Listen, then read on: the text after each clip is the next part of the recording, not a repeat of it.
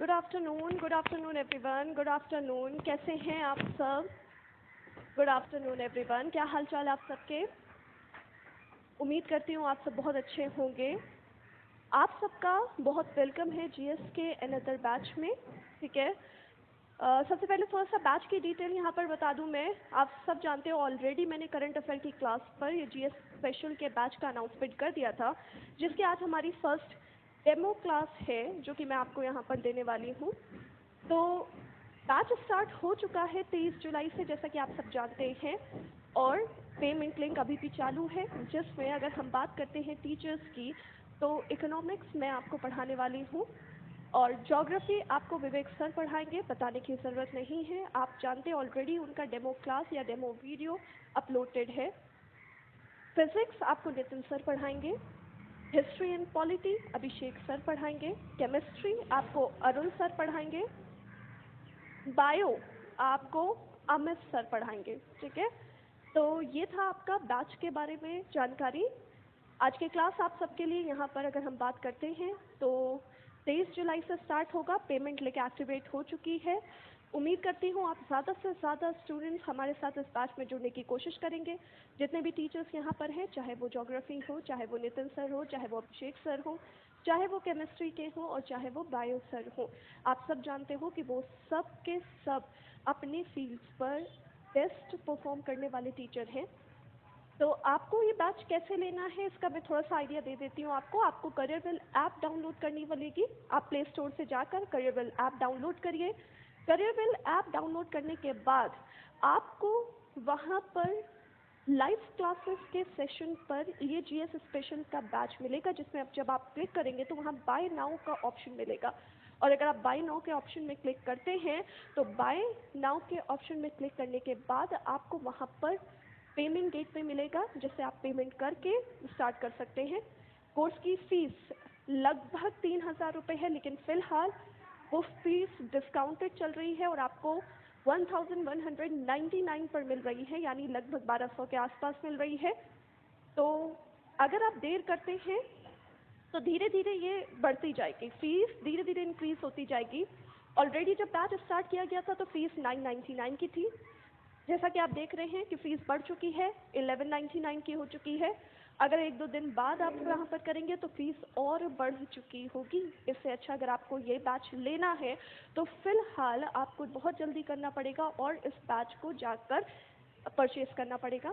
तो ये बैच के बारे में था। दूसरी इम्पॉर्टेंट चीज़ अगर बात करते हैं कि इस बैच का लैंग्वेज कैसी होगी या कैसे पढ़ाएंगे हम सारे टीचर, तो ये बाइलैंग्वेज है। आप सबके लिए ये बाइलैंग्वेज बैच होगा, जिसमें इंग्लिश और हिंदी दोनों पर यहाँ पर पढ़ाया जाएगा। As well as PDF of each and every subject. यहाँ पर जितने भी सब्जेक्ट हैं उसकी हर एक PDF बाइलैंग्वेज आपको अपलोड कर दी जाएगी, इंग्लिश प्लस हिंदी में। यानी आपको यहाँ पर किसी भी तरीके से मैटर समझने में कोई डिफ़िकल्टी नहीं होने वाली है और ना ही किसी तरीके से आपको यहाँ पर लैंग्वेज से रिलेटेड कोई प्रॉब्लम होने वाली है, बिकॉज हम यहाँ पर बाइलैंग्वेज में पढ़ाएंगे, जिसमें इंग्लिश और हिंदी दोनों स्टूडेंट्स को साथ में लेकर चलेंगे। साथ ही साथ अगर आप यहाँ पर लाइव सेशन मिस करते हैं, जैसा कि टाइमिंग्स आपको पता होगी कि 2 स्लॉट रखे गए हैं, 2 स्लॉट रखे गए हैं, यानी 1 से 3 रखे गए हैं और 5 से 6:30 रखे गए हैं। 1 से 3 और 5 से 6:30 रखे गए हैं बैच के टाइम स्लॉट, जो कि लाइव है, जब हम टीचर्स आपके सामने लाइव आके पढ़ाएंगे। इन एनी केस अगर आप ये लाइव सेशन मिस करते हैं तब भी आपको परेशान होने की बिल्कुल भी ज़रूरत नहीं है। वो इस वजह से क्योंकि यहाँ पर आपको ये लाइव क्लास के बाद सारे के सारे वीडियोस आपको उसी में मिल जाएंगे। इन केस आप 1 महीने बाद देखना चाहें या 2 महीने बाद देखना चाहें, तब भी आपको वीडियोस वहीं पर मिलेंगी। बहुत आसानी से आपको वहाँ पर सारी वीडियोस मिल जाएंगी। बैच कंप्लीट होने के 1 महीने बाद तक आपके पास ये वीडियोस का एक्सेस रहेगा, यानी 1 महीने तक आप बार बार हर एक टॉपिक को रिपीट करके देख सकते हैं, जो कि आपके लिए सबसे बेहतरीन फ़ायदा है। क्योंकि हम जब ऑनलाइन क्लासेस में पढ़ते हैं तो ऑनलाइन क्लासेस में जैसे कि हम जानते हैं कि हमने पढ़ने के बाद वो सारी चीज़ें हमें याद रखनी है, लेकिन अगर हम यहाँ की बात करते हैं तो यहाँ पर आपको सबसे अच्छी फैसिलिटी जो दी जा रही है वो ये दी जा रही है कि आपको यहाँ पर वीडियो तो देखने को मिलेगी, लाइव सेशन आपको हमारे साथ अटेंड करने को मिलेगा, लेकिन उसके साथ साथ आपको यहाँ पर उसको दोबारा से देखने को भी मिलेगा। यानी अगर आपका कोई भी डाउट है तो वो बार बार अपने आप वीडियो देखने से क्लियर हो जाएगा। और हम टीचर्स भी यही कोशिश करते हैं कि आपके सारे डाउट्स हम लाइव सेशंस पर कमेंट लेकर ही सारे के सारे कमेंट्स पढ़ कर ही ख़त्म कर सकें। जैसा कि मुझे आपके क्वेश्चंस दिख रहे हैं रिगार्डिंग दिस बैच कि मैम करंट अफेयर भी कवर होगा क्या? ओके, तो करंट अफेयर की जहाँ तक हम बात करें तो करंट अफेयर तो आप सबका कवर हो ही रहा है। ऑलरेडी आप सब जानते हैं कि करंट अफेयर की क्लास में ही आप सबको पढ़ा रही हूँ। हर वीक के करंट अफेयर हम डिस्कस करते हैं। थर्सडे, फ्राइडे एंड सैटरडे जो आपके लिए बिल्कुल फ्री ऑफ कॉस्ट है, जिसका कोई कॉस्ट नहीं लिया गया है, यानी इन बैचेस के साथ आपको फ्री करंट अफेयर मिल रहा है। और साथ ही साथ अगर आप करंट अफेयर के सेशन में जाके दे तो वहाँ पर पीडीएफ भी अपलोड करवाती हूँ मैं हर हफ्ते के करंट अफेयर की, यानी करंट अफेयर से आपको कोई दिक्कत नहीं होने वाली है। ठीक है, करंट अफेयर की कोई भी दिक्कत आपको नहीं होने वाली है। ठीक है, तो करंट अफेयर ऑलरेडी सबके लिए फ्री है। अगर किसी का ये डाउट है कि मैम यहाँ पर करंट अफेयर भी होगा तो यस, यहाँ पर करंट अफेयर भी होगा, बट वो करंट अफेयर आप सबके लिए फ्री है। जितने बच्चे देखना चाहें वो सबके लिए फ्री है। थर्सडे, फ्राइडे, सैटरडे सुबह 8 से 9:30 आपकी करंट अफेयर की क्लास चलती है। कल हम मिलेंगे करंट अफेयर की क्लास में। आज मैं आपको इकोनॉमिक्स की क्लास पढ़ाने के लिए आई हूँ। यस, ये हमारी फर्स्ट डेमो क्लास है जो कि मैं आपको यहाँ पर देने आई हूँ। ऑल दो ये डेमो क्लास ज़रूर है, यानी ये पब्लिक है, ये यूट्यूब में भी चल रही है, ये ऐप में भी चल रही है, ये पब्लिक है, सबके लिए ओपन है, लेकिन जो ऑलरेडी मैं इस क्लास में पढ़ा चुकी हूँ उसे मैं दोबारा से रिपीट नहीं करूँगी। यानी आप इस क्लास को ये सोच के समझेंगे कि ये आप मुझे रखने के लिए या समझने के लिए नहीं, ये आपका फर्स्ट क्लास है जिसको हमने डेमो का नाम दिया है, क्योंकि ये पब्लिक है सबके लिए। तो मेरे हिसाब से आप सबको यहाँ पर आपके क्वेश्चंस का आंसर मिल चुका होगा। और हाँ जी, मुझे इस हिसाब से आप सबको यहाँ पर आंसर मिल चुका हो। मैम इकोनॉमिक्स, ओके, अभी तो मैंने इकोनॉमिक्स पढ़ाना शुरू भी नहीं करी है, अब मैं पढ़ाना स्टार्ट करूँगी। ओके, तो करंट अफेयर की क्लास जैसा कि आप सब जानते हैं फ्री है। सबसे पहली चीज़, अगर करंट अफेयर की क्लास आप सबकी फ्री है तो उसमें आप ये बिल्कुल डिमांड नहीं कर सकते कि PDF should be in English और हिंदी। ये मेरे ऊपर डिपेंड करता है कि मैं उसकी पीडीएफ कैसे अपलोड करूँ। यस, इकोनॉमिक्स की क्लास का पीडीएफ आपको हिंदी और इंग्लिश दोनों पे दिखेगा। ठीक है,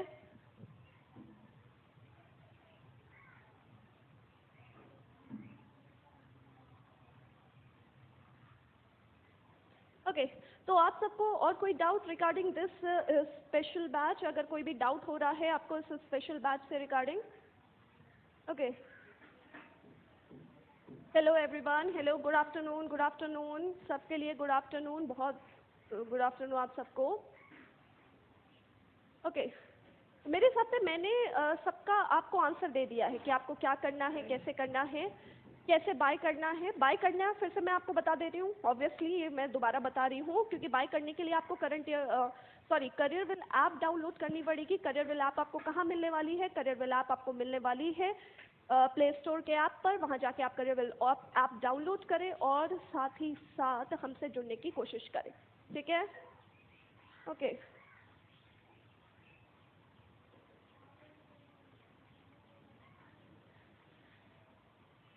ओके, कितना टाइम चलेगी इकोनॉमिक्स?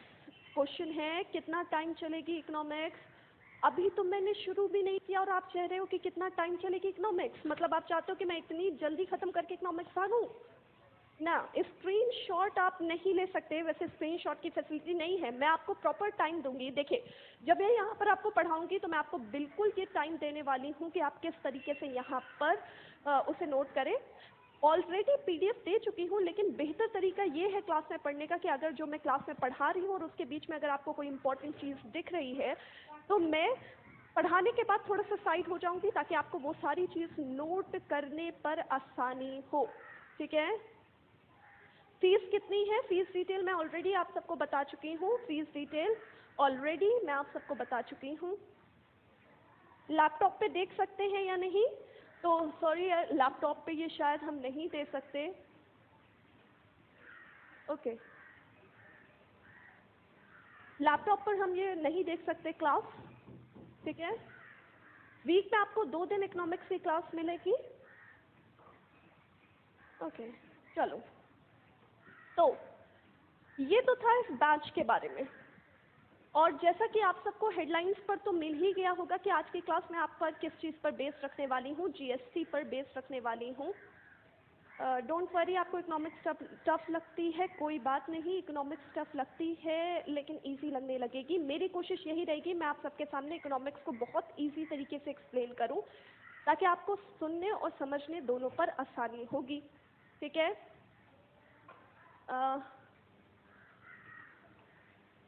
ओके, चलो, आप में से काफ़ी स्टूडेंट्स ऑलरेडी मेरे साथ जुड़ चुके हैं या मुझसे पढ़ चुके हैं, मैं जानती हूँ, लेकिन जितने नए स्टूडेंट्स हैं मैं चाहती हूँ वो सारे के सारे आज मेरी क्लास अटेंड करें और हमसे ज़्यादा से ज़्यादा जुड़ने की कोशिश करें, ठीक है। ओके, ये पेड बैच है जो कि मैंने आपको ऑलरेडी बता दिया है। आज की क्लास आपकी फर्स्ट क्लास है, डेमो क्लास है, ओपन फॉर ऑल है, बट आज की क्लास जो मैं बढ़ाऊंगी वो दोबारा से ऐप पर रिपीट नहीं किया जाएगा, इसीलिए ये आपकी फर्स्ट क्लास है। उस तरीके से पढ़िएगा, कमेंट करने पर कम और पढ़ने पर हम ज़्यादा ध्यान देते हैं, ठीक है। तो आज की क्लास हमारे लिए, जैसे कि हमने बात करा, किस चीज़ पर बेस्ड होने वाली है, तो ये गुड्स एंड सर्विस टैक्स पर बेस्ड होगी, यानी जीएसटी के बारे में आज की क्लास में आपको पढ़ाने वाली हूँ। हिंदी में आप सब जानते हैं इसे हम कहते हैं वस्तु और सेवा कर। जीएसटी यानी वस्तु और सेवा कर आज की क्लास, ठीक है। ऑलरेडी आप में से जितने स्टूडेंट्स जुड़ चुके हैं प्लीज़ इसे ज़्यादा से ज़्यादा शेयर करें ताकि ज़्यादा से ज़्यादा स्टूडेंट्स के पास ये पहुंच सके। तो चलिए हम स्टार्ट करते हैं जीएसटी यानी गुड्स एंड सर्विस टैक्स के बारे में। सबसे पहले और सबसे इम्पॉर्टेंट चीज़, जीएसटी कौन से तरीके का टैक्स है। हम बात करते हैं जीएसटी आखिरकार कौन से तरीके का टैक्स है। जीएसटी इज अ डायरेक्ट और इनडायरेक्ट टैक्स। सबसे पहले हम बात करते हैं जीएसटी एक तरीके का प्रत्यक्ष कर है या अप्रत्यक्ष कर है। तो डायरेक्ट और इनडायरेक्ट टैक्स में जीएसटी को डिफरेंशिएट करने से पहले तो हम ये बात कर लें कि डायरेक्ट और इनडायरेक्ट टैक्स आखिरकार होता क्या है। What are direct taxes and what are indirect taxes, यानी प्रत्यक्ष कर हमारे लिए क्या होता है और अप्रत्यक्ष कर हमारे लिए क्या होता है। तो पहले तो हम इस बारे में बात करते हैं। अक्सर जब भी मैं क्लास में क्वेश्चन पूछती हूँ कि व्हाट आर डायरेक्ट टैक्सेस या जब मैं पूछती हूँ व्हाट आर इनडायरेक्ट टैक्सेस, मुझे बड़े ही स्टूपिड आंसर मिलते हैं कि मैम वो टैक्स जो हम सीधा देते हैं वो डायरेक्ट होता है और वो टैक्स जो हम थोड़ा उल्टी तरीके से दे देते हैं वो इनडायरेक्ट टैक्स होता है। वेल, थैंक यू इतना एक्सप्लेन करने के लिए कि डायरेक्ट टैक्स हम सीधा देते हैं और इनडायरेक्ट टैक्स हम थोड़ा उल्टी तरीके से दे देते हैं। वैसे ऐसा कोई लॉजिक नहीं होता कि जो टैक्स हम सीधा देते हैं वो डायरेक्ट है या जो टैक्स हम थोड़ी उल्टी तरीके से देते हैं वो इनडायरेक्ट टैक्स है। ऐसा कभी नहीं होता। ये बिल्कुल इलॉजिकल आंसर है जो कि अक्सर क्लास में दिया जाता है। भाई अगर हम बात करते हैं तो मोदी जी हमें अपना अकाउंट नंबर तो देने वाले नहीं हैं कि हम उनके जाकर टैक्स जमा करेंगे तो वो हमारे लिए डायरेक्ट टैक्स होगा और अगर हम किसी और के थ्रू उनके अकाउंट में जमा करेंगे तो इनके इनडायरेक्ट टैक्स होगा। ऐसा कोई लॉजिक तो ट्रू है नहीं। तो प्रत्यक्ष और अप्रत्यक्ष करों के बीच में डिफरेंस क्या होता है, सबसे पहले हम इस बारे में बात कर लेते हैं।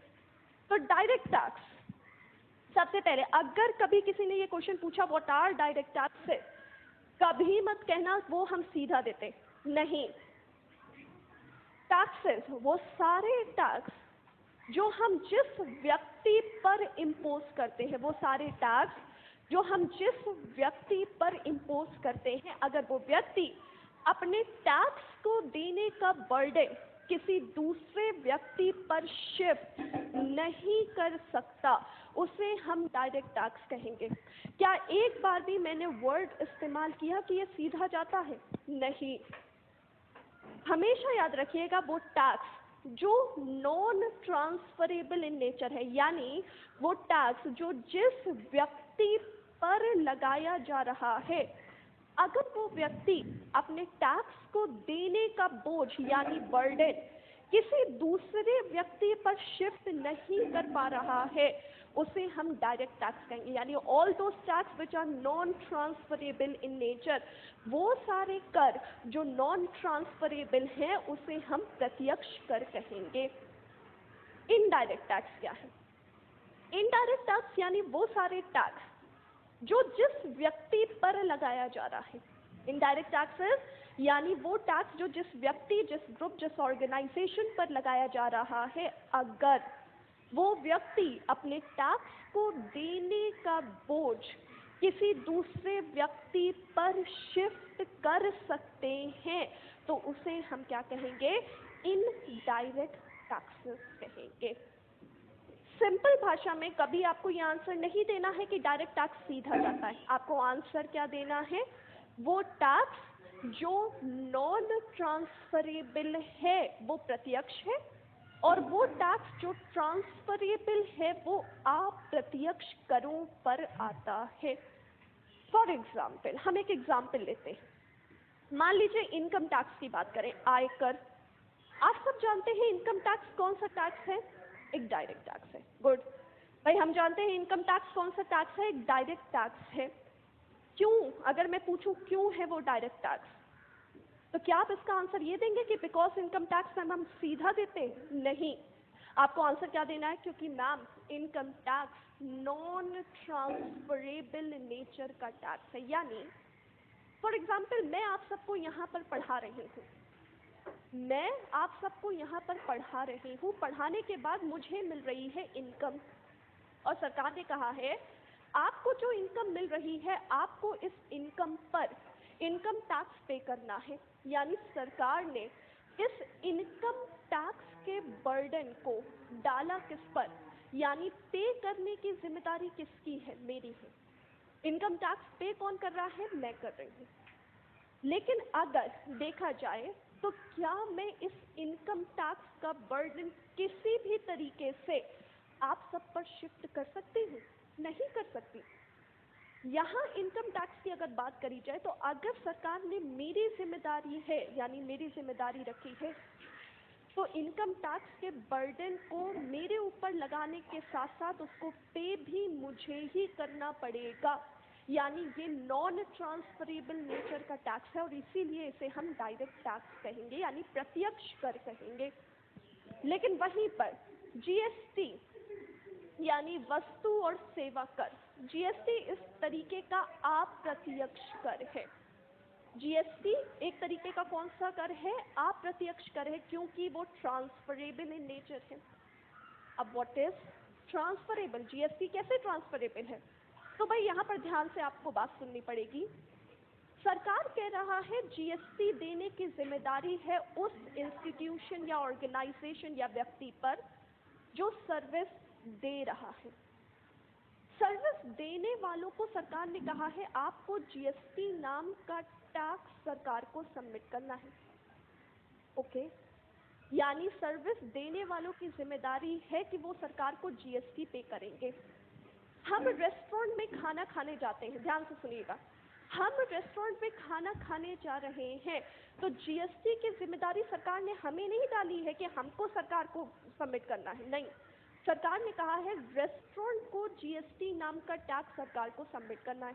फाइन, लेकिन अब ध्यान से देखो, बर्डन रेस्टोरेंट का था, लेकिन रेस्टोरेंट ने क्या किया? रेस्टोरेंट ने इसके बर्डन को शिफ्ट कर दिया हम कस्टमर पर। हमारी जेब से वसूला गया और सरकार को जाकर सबमिट किया गया। यानी जिम्मेदारी थी रेस्टोरेंट की, पेयर कौन बने? पेयर हम कस्टमर बने। और इसीलिए जीएसटी एक तरीके का ट्रांसफरेबल नेचर का टैक्स है। दैट्स वाई इसीलिए जीएसटी को हम इनडायरेक्ट टैक्स यानी अप्रत्यक्ष कर के नाम से जानते हैं। आई होप सो आपको ये तो समझ में आ गया होगा कि जीएसटी हमारे लिए कौन सा टैक्स है? एक तरीके का इनडायरेक्ट टैक्स है। ठीक है, अब यहाँ पर हम ध्यान से देखते हैं वस्तु और सेवा कर। सबसे पहले जीएसटी को समझने के लिए हम बात करते हैं कि जीएसटी लाना क्यों जरूरी था। जीएसटी को समझो, उससे पहले बात ये करो कि जीएसटी को लाना क्यों ज़रूरी था, why GST is important, GST हमारी सरकार क्यों लेकर आई। आप जानते हो 1 जुलाई 2017 यानी 1 जुलाई 2017 हमारी सरकार ने एक नया तरीके का टैक्स हमारे बाजार पर इंट्रोड्यूस किया था, जो कि इनडायरेक्ट टैक्स यानी अप्रत्यक्ष करों का जो भी स्ट्रक्चर था उसका एक रिफॉर्म कहा गया था, और वो टैक्स का नाम हमने क्या किया था, जीएसटी। आखिरकार लाना क्यों जरूरी था, why GST is important, GST लाना आखिरकार क्यों जरूरी था। तो जीएसटी से पहले हमारी इकोनॉमी पर जितने भी अप्रत्यक्ष कर चल रहे थे यानी इनडायरेक्ट टैक्सेस चल रहे थे, जीएसटी से पहले हमारे बाजार पे जितने भी इनडायरेक्ट टैक्सेस चल रहे थे उसमें सबसे पहली और सबसे बड़ी दिक्कत क्या थी, सबसे पहली और सबसे बड़ी दिक्कत को हम कहते थे कैस्केडिंग इफेक्ट। जीएसटी से पहले हमारी इकोनॉमी में कैस्केडिंग इफेक्ट बहुत ज़्यादा कॉमनली पाया जाता था। कैस्केडिंग मीन्स क्या होता है, कैस्केडिंग मीन्स होता है टैक्स ऑन टैक्स, यानी करों पर दोबारा से कर लगना, उसे हम क्या कहते हैं, कैस्केडिंग। यानी एक चीज जो ऑलरेडी टैक्सेबल हो चुकी है, एक चीज जो ऑलरेडी टैक्सेबल हो चुकी है उसे बार बार हर एक स्टेज पर टैक्सेबल बनाने के प्रोसेस को हम क्या कहते हैं, कैस्केडिंग इफेक्ट, जो कि हमारे इंडिया में बहुत ज़्यादा कॉमन था। और इस कैस्केडिंग इफेक्ट की प्रॉब्लम क्या होती थी, क्यों ये कैस्केडिंग इफेक्ट बुरा माना जाता था, क्योंकि अगर किसी भी प्रोडक्ट के ऊपर ये कैस्केडिंग इफेक्ट लागू होता है तो उस प्रोडक्ट का प्राइस बेवजह मार्केट में क्या कर जाएगा, इंक्रीज कर जाएगा। यानी फॉर एग्जांपल अगर ये कोई प्रोडक्ट है और इस पर हम टैक्स पर दोबारा से टैक्स लगा रहे हैं तो इस प्रोडक्ट का प्राइस मार्केट में क्या हो जाएगा, इंक्रीज। बेवजह हम कस्टमर को ये सेम प्रोडक्ट के लिए एक्स्ट्रा प्राइसेस को पे करने पड़ेगा। एग्जाम्पल लेना चाह रहे हैं तो फॉर एग्जाम्पल चलिए बात करते हैं एक कैस्केडिंग इफेक्ट के छोटे से एग्जाम्पल की। ठीक है, यहाँ दो कॉलम मैं आपके सामने बना रही हूँ, एक लिख रही हूँ तब जब हमारे साथ कैस्केडिंग चल रहा है और एक कॉलम में वो लिखूंगी जब हमारे साथ कैस्केडिंग नहीं चलेगा। ठीक है, तो सबसे पहले हम वो कॉलम में बात करते हैं जब हमारे साथ अगर किसी प्रोडक्ट पर कैस्केडिंग लग रहा है। फॉर एग्जाम्पल मैं एक इंडस्ट्री चला रही हूँ, फॉर एग्जाम्पल मैं क्या चला रही हूँ, एक इंडस्ट्री चला रही हूँ। ओके, और मुझे इंडस्ट्री में गुड्स प्रोड्यूस करने हैं, फाइन।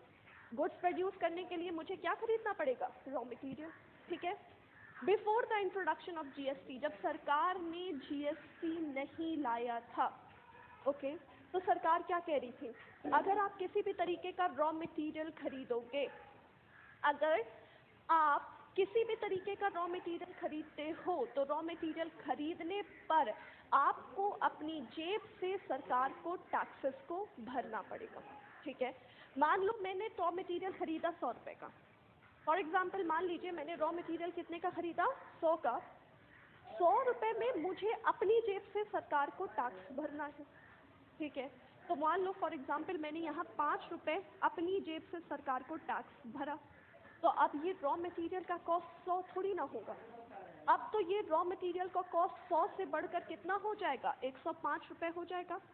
भाई अगर मैं एक अच्छी मैन्युफैक्चरर या बिजनेसमैन हूँ तो मैं क्या सोचूंगी, मैं यही सोचूंगी ना कि चलो मैंने अपनी जेब से टैक्स दिया 5 रुपये, तो अब मैं इस रॉ मटेरियल की कीमत 100 रुपये थोड़ी ना बताऊंगी, क्योंकि मैंने अपनी जेब से टैक्स भर दिया, तो अब इस रॉ मटेरियल की कीमत मैं कितनी बताऊंगी, 105 रुपये बताऊंगी। ठीक है, यहाँ प्राइस इंक्रीज हो गया। फिर अब क्या किया, मैंने इस रॉ मटेरियल को फिनिश प्रोडक्ट में कन्वर्ट किया, मैंने इस रॉ मटेरियल में फिनिश प्रोडक्ट पर कन्वर्ट किया, तो जाहिर सी बात है जब फिनिश प्रोडक्ट पर कन्वर्ट होगा तो इसका प्राइस मार्केट में क्या कर जाएगा, इंक्रीज कर जाएगा।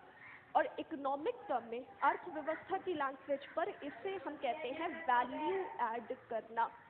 वैल्यू ऐड मतलब क्या होता है, यानी किसी रॉ मटेरियल को अगर आप फिनिश प्रोडक्ट में कन्वर्ट करोगे तो ये जो मैन्युफैक्चरिंग स्टेज है इसको हम कहते हैं एक रॉ मटेरियल पर वैल्यू ऐड करना। फॉर एग्जाम्पल मान लो ये चीज़ है, ये पर्टिकुलर थिंग, मान लो ये रॉ मटेरियल इसका फॉर एग्जाम्पल XYZ कोई भी प्रोडक्ट है, उसका रॉ मटेरियल 100 रुपये का था और उसको मैंने फिनिश प्रोडक्ट में कन्वर्ट कर दिया, तो अब उसको 100 रुपये में तो बाजार में नहीं बेचूंगी, उसकी कीमत बढ़ 200 हो जाएगी, 150 हो जाएगी, बाजार में इतना होगा, यानी 50 या 100 रुपये वैल्यू बढ़ी। तो मैंने क्या किया, इसको मैन्युफैक्चरिंग स्टेज पर लेने जाने से इस पर क्या करी, वैल्यू ऐड करी। मान लो मैंने इसमें 100 रुपये की वैल्यू ऐड कर दी, यानी अब इस प्रोडक्ट की कीमत कितनी हो गई, 205 रुपये हो गई। सरकार क्या कह रही थी before the introduction of GST, सरकार क्या कह रही थी, सरकार कह रही थी किसी प्रोडक्ट पर अगर आप वैल्यू ऐड कर रहे हैं तो वैल्यू ऐड करने पर भी आपको सरकार को टैक्स भरना पड़ेगा। यानी ये जो 100 रुपये मैंने वैल्यू ऐड करी थी, इस पर भी मुझे अगर सरकार को टैक्स देना पड़ा है, फॉर एग्जाम्पल 10 रुपये, तो अगेन यहाँ पर 205 रुपये का प्रोडक्ट बना था, 205 रुपये का प्रोडक्ट बना था, लेकिन क्योंकि मैंने इसमें 10 रुपये का टैक्स अपनी जेब से भरा है, तो अब मैं इसकी कीमत 205 नहीं लिखूंगी, अब मैं इसकी कीमत कितनी लिखूंगी, 215। यानी यहाँ पर एक और नाम का टैक्स लगा, ये तो लगा ही था, ये फिर से लगा। अब इस प्रोडक्ट को ले जाकर बाजार में बेचूंगी, तो बेचने पर तो मुझे सरकार को टैक्स लेकर देना ही है। तो फॉर एग्जाम्पल अब यहाँ पर मैंने फिर से इस पर 5 रुपये का टैक्स लगाया, तो इसकी कीमत कितनी हो गई, तो इसकी कीमत हो गई 220 रुपये। यानी वो प्रोडक्ट अगर देखो तो यहाँ से लेकर बेचने तक की स्टेज पर, हर एक स्टेज पर जो मैंने टैक्स लगाए हैं, इस टैक्स पर दोबारा से टैक्स पर दोबारा से टैक्स लगना, इस इफेक्ट को हम क्या कहते हैं, कैस्केडिंग इफेक्ट कहते हैं। क्लियर है सबको अच्छी तरीके से, जो कि आप यहाँ पर देख के क्लियरली बता सकते हो कि अगर ये कैस्केडिंग इफेक्ट हम हटा दे रहे हैं, रिमूव कर दे रहे हैं, तो प्रोडक्ट का प्राइस ऑटोमेटिकली मार्केट में क्या हो जाएगा, कम हो जाएगा। प्रोडक्ट का प्राइस ऑटोमेटिकली मार्केट में क्या हो जाएगा, कम हो जाएगा। तो चलो आफ्टर लिखते हैं, यहाँ पर लिखते हैं अगर यहाँ पर कैस्केडिंग इफेक्ट हम एलिमिनेट कर दें, यानी हटा दें। ध्यान से देखिएगा, क्या 100 रुपये का रॉ मटेरियल खरीदा, फॉर एग्जाम्पल मुझे यहाँ पर अपनी जेब से टैक्स नहीं देना पड़ा, फॉर एग्जाम्पल मुझे यहाँ पर अपनी जेब से टैक्स नहीं देना पड़ा है, तो यहाँ पर टैक्स एलिमिनेट करके अगर मैंने अपनी जेब से टैक्स नहीं दिया, तो 100 रुपये का रॉ मटेरियल 100 मटेरियल रह जाएगा। फिर उसके बाद मान लो यहाँ पर 100 रुपये की वैल्यू ऐड कर दी, तो प्रोडक्ट कितने का हो गया, 200। वैल्यू ऐड करने पर अगर मुझे टैक्स नहीं देना है, फॉर एग्जाम्पल 10 रुपये यहाँ से हटा दो, तो यहाँ पर 200 रुपये का जो प्रोडक्ट बना था वो 200 में ही नीचे आ गया। ठीक है, अब 200 में जो नीचे आ गया है, अब यहाँ पर सिर्फ एक स्टेज पर तो टैक्स लगना है। ऐसा तो है नहीं कि सरकार मेहरबानी करेगी तो सरकार हम पर टैक्स ही नहीं लगाएगी, ऐसा नहीं होगा, सरकार टैक्स लगाएगी हम पर।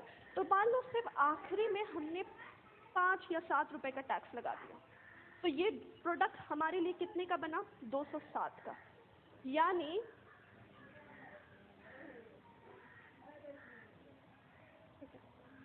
ओके, तो यहाँ पर मैंने प्रोडक्ट, अगर थोड़ा सा नीचे आपको नहीं दिखाई दे रहा है तो आपको ये पता होना चाहिए कि यहाँ 220 है और यहाँ पर 207 है। यानी अगर कोई भी प्रोडक्ट कैस्केडिंग इफेक्ट के साथ लागू हो रहा है तो इस प्रोडक्ट का कॉस्ट 220 रुपये है, और अगर कैस्केडिंग इफेक्ट हटा दिया जाए तो उस प्रोडक्ट का कॉस्ट कितना होगा, 207 रुपये। डिफरेंस तो आपको देखने को मिल ही रहा है ना। यानी अगर मार्केट में GST की बात करें तो GST से पहले जितना भी इनडायरेक्ट टैक्स का स्ट्रक्चर मार्केट में चला आ रहा था, उसमें ये प्रॉब्लम हमको देखने को मिल रही थी। यानी जिस पर हम टैक्स पर दोबारा से टैक्स लागू करते हैं और हम उस प्रोडक्ट के लिए ज़्यादा प्राइसेस को पे कर रहे थे। ठीक है, अब अगर टैक्स ऑन टैक्स हटा दिया तो ये प्रोडक्ट इस तरीके से पे होगा। यानी पहली प्रॉब्लम GST लाना क्यों ज़रूरी था, क्योंकि उसमें कैस्केडिंग इफेक्ट था इकोनॉमी पर, जो कि हमें एलिमिनेट करना था। दूसरी बात GST लाना क्यों ज़रूरी था, क्योंकि हमारे टैक्स स्ट्रक्चर पर यूनिफॉर्मिटी नहीं थी। हमारा टैक्स का स्ट्रक्चर यूनिफॉर्म पहले नहीं हुआ करता था। अगर हम बात करते हैं तो पहले सेंट्रल के अपने टैक्सेस हुआ करते थे और स्टेट के अपने टैक्सेस हुआ करते थे। यहाँ तक स्टेट के जितने भी टैक्सेस हुआ भी करते थे, अगर हम स्टेट की बाउंड्रीज को चेंज करते हैं या चेंज करते थे, सेम नाम का टैक्स का रेट मार्केट में बदल जाता था। फॉर एग्जाम्पल, मान लीजिए वैल्यू एडिशन टैक्स की बात करिए, नाम है इस टैक्स का आपको याद ही होना चाहिए। हमारी इकोनॉमी पर जीएसटी से पहले एक टैक्स लगता था जिसे हम क्या कहते थे, वैल्यू एडिशन टैक्स। एक स्टेट गवर्नमेंट का टैक्स हुआ करता था। अब अगर वैट को ध्यान से सोचो, तो वैट अगर पहले यूपी में 12.5% से लग रहा था, तो कोई ज़रूरी नहीं है कि इंडिया का हर एक स्टेट वैट को 12.5% से ही दे रहा था। नहीं, हर एक स्टेट में नाम तो वैट का सेम चल रहा था, लेकिन अगर हम स्टेट की बाउंड्रीज को चेंज कर रहे थे तो वैट का नाम या रेट भी क्या होता रह रहा था, बदल रहा था। यानी ये हमारे लिए एक एग्जाम्पल था कि हमारा टैक्स का structure before the introduction of GST uniform बिल्कुल भी नहीं था। और यूनिफॉर्म ना होने के कारण प्रॉब्लम क्या झेलता था? अगर टैक्स का स्ट्रक्चर यूनिफॉर्म नहीं था तो प्रॉब्लम क्या झेल रहा था? वो प्रॉब्लम ये झेल रहा था कि बेवजह सेम प्रोडक्ट के लिए हमें अलग अलग प्राइसेस को पे करना पड़ता था अगर हम उसे अलग अलग स्टेट से जाकर खरीदें। फॉर एग्जाम्पल हम बात करते हैं कार की। अक्सर ये तो चीज़ आप सबने सुनी होगी, बोलते हैं पहले कि कार के ऑन रोड प्राइसेस डिफरेंट होते थे अगर हम उसे अलग अलग स्टेट से लेते हैं। फॉर एग्जाम्पल सेम कार है, सेम मॉडल, सेम फीचर, अगर वो कार यूपी में 12 लाख की पड़ रही है तो वो कोई ज़रूरी नहीं है कि दिल्ली में भी 12 लाख की पड़े। दिल्ली और यूपी में उस कार में हमें डिफरेंस देखने को मिलता था, यानी प्राइसेस पर डिफरेंस देखने को मिलता था। ये डिफरेंस क्यों देखने को मिलता था? बिकॉज दिल्ली और यूपी का टैक्स का स्ट्रक्चर यूनिफॉर्म नहीं था। क्लियर है सबको अच्छी तरीके से?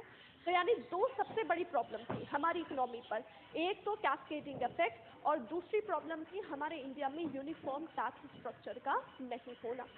तो इन्हीं दोनों प्रॉब्लम को सॉल्व करने के लिए हमें सरकार को एक नया तरीके का टैक्स मार्केट में लाना ज़रूरी हो गया। एक ऐसा टैक्स जो कि मार्केट पर यूनिफॉर्मिटी भी ला सके और एक ऐसा टैक्स जो मार्केट का कैस्केडिंग इफेक्ट भी रिमूव कर सके। और इसीलिए हमारे मार्केट पर नया टैक्स लाया गया जिसे हमने क्या कहा, जीएसटी, यानी गुड्स एंड सर्विस टैक्स। अब जीएसटी का मतलब क्या है?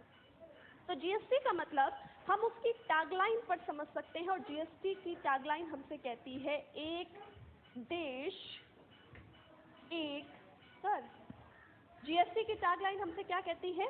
एक देश एक कर, यानी वन नेशन वन टैक्स, यानी ऑल ओवर इंडिया। अगर हम बात कर रहे थे जो अब तक चला आ रहा था जीएसटी से पहले, अलग अलग स्टेट पर अलग अलग नाम का टैक्स हम पे कर रहे थे, उसको यूनिफॉर्म यानी वन टैक्स वन नेशन की फैसिलिटी बनाने के लिए हमने मार्केट पर क्या नाम से टैक्स लॉन्च किया? जीएसटी नाम से टैक्स लॉन्च किया, यानी goods and service tax. Goods and service tax कहता है कि आप इंडिया के किसी भी स्टेट पे रहो, किसी भी जगह पर रहो, आपको सरकार को एक ही नाम का टैक्स देना पड़ेगा जिसका नाम सरकार ने किया है जीएसटी।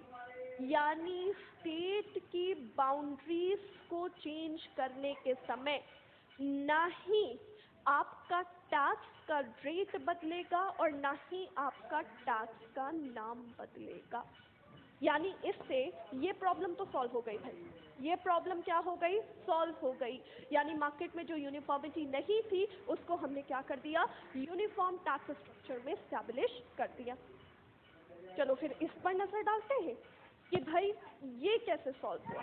जीएसटी आने की वजह से कैस्केडिंग इफेक्ट मार्केट पर कैसे लॉन्च हुआ? तो जीएसटी आने की वजह से मार्केट में कैस्केडिंग इफेक्ट कैसे हटा? तो सरकार ने क्या कहा?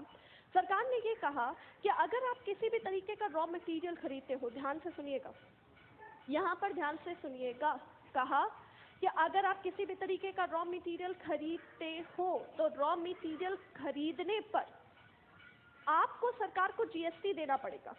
यस, बिल्कुल देना पड़ेगा। लेकिन अगर आप सरकार को ये बोलते हो कि इस रॉ मटेरियल को हम एज इट इज मार्केट में नहीं बेचते, इस रॉ मटेरियल को हम एज इट इज मार्केट पे नहीं बेचेंगे, इस रॉ मटेरियल को हम फिनिश प्रोडक्ट पर कन्वर्ट करेंगे। तो आपने जो अपनी जेब से जीएसटी पे किया है, जब आप जीएसटी रिटर्न फाइल करोगे तो हम उस जीएसटी को क्या कर देंगे, रिटर्न कर देंगे। यानी देखो, मैंने 100 रुपए का रॉ मटेरियल खरीदा था, मुझे 5 रुपए का जीएसटी देना पड़ा, लेकिन वो 5 रुपए मैंने इस रॉ मटेरियल की वैल्यू पर नहीं जोड़ा। वाई? क्यों नहीं जोड़ा? क्योंकि सरकार ने कहा था कि अगर आप इसे फिनिश प्रोडक्ट में या वैल्यू ऐड करने वाले हो तो हम आपका जीएसटी क्या कर देंगे, रिटर्न कर देंगे। रिटर्न आना था, मैंने यहाँ पर नहीं ऐड किया, ये स्टेज का टैक्स एलिमिनेट हो गया, ठीक है। फिर सरकार ने कहा वैल्यू ऐड करने पर तो आपको जीएसटी नहीं देना है। यहाँ पर कहा गया वैल्यू ऐड करने पर आपको जीएसटी नहीं देना है, ठीक है। तो मैंने यहाँ पर तो जीएसटी नहीं दिया। आखिरी में सरकार कहता है कि हाँ चलो ठीक है, एक स्टेज में तो टैक्स लगना ही है। अब सरकार हम पर मेहरबान होगी तो एकदम से पूरी तरीके से तो नहीं होगी, कुछ तो जेब से निकालेगी ना। तो यहाँ पर एक स्टेज पर हमने सरकार को 7 रुपये का जीएसटी दिया, तो हमारी प्रोडक्ट की कीमत 207 ही रही। यानी जो पहले कैस्केडिंग इफेक्ट था वो क्या हो गया, रिमूव हो गया। जो पहले कैस्केडिंग इफेक्ट था वो अपने आप क्या हो गया, रिमूव हो गया, क्योंकि हमने एट वंस तो अपनी जेब से सरकार को जीएसटी पे किया है, लेकिन क्योंकि सरकार ने कहा कि हम वो जीएसटी रिटर्न फाइल करने पर वो रिटर्न कर देंगे, तो मैंने उसकी वैल्यू को नहीं जोड़ा। कैस्केडिंग इफेक्ट हट गया, मैंने ये जरूर कहा कैस्केडिंग इफेक्ट हट गया, लेकिन मैंने बिल्कुल ये नहीं कहा कि प्रोडक्ट सस्ता हो जाएगा, ये दो अलग बात है। मेरी बात को कहे हुए आप दूसरा मतलब ना निकालो, वही अच्छी बात है। मैंने ये ज़रूर कहा कि कैस्केडिंग इफेक्ट जीएसटी आने से रिमूव हो जाएगा, technically it should be remove, और प्रोडक्ट सस्ते हो जाने चाहिए थे, बट प्रोडक्ट सस्ते नहीं हुए। अगर हम देखते हैं मार्केट पे जीएसटी आया, जीएसटी सस्ता प्रोडक्ट तो बिल्कुल नहीं कर पा रहा है। क्यों? क्योंकि यहाँ पर सरकार कह रही है हमने तो कैस्केडिंग इफेक्ट रिमूव कर दिया है, लेकिन अब यहाँ पर हुआ ये कि सारी की सारी इंडस्ट्रीज ने कहा देखो पैसा कमाने की आदत तो हमको पड़ी चुकी है, तो सब इंडस्ट्रीज ने अपनी इंटरनल कॉस्टिंग को बढ़ा दिया। इंटरनल कॉस्टिंग यानी अब वो कह रहे हैं कि रॉ मटेरियल 100 का नहीं, हम तो 110 रुपए का लेकर आए हैं। तुम कहाँ से पता लगा लोगे भाई? 100 रुपए का रॉ मटेरियल जो हम पहले लेकर आए थे, हम बता रहे थे ना 5 रुपए टैक्स पे कर रहे थे, 105 का बता रहे थे। अब तो हम ये कह रहे हैं चलो हमको 5 रुपए टैक्स तो नहीं पे करना, लेकिन हम तो रॉ मटेरियल ही 100 रुपए का खरीद कर लाए हैं। यानी ये इंटरनल कॉस्टिंग क्योंकि इंडस्ट्रीज ने बढ़ा दी जीएसटी आने की वजह से, और इसीलिए जीएसटी आने से हमने ये नहीं देखा कि प्रोडक्ट सस्ते हुए हैं। कंपैरेटिवली प्रोडक्ट के रेट्स पर ज़्यादा कुछ अंतर नहीं, ना सस्ते हुए हैं ज़्यादा और ना ही महंगे हुए हैं। क्योंकि पहले क्या सिस्टम चल रहा था, ध्यान से सोचिए, पहले क्या सिस्टम चल रहा था? पहले ये सिस्टम चल रहा था कि पहले हमारे में टैक्स ज़्यादा था और कॉस्टिंग कम थी, तो बात पड़ रही थी।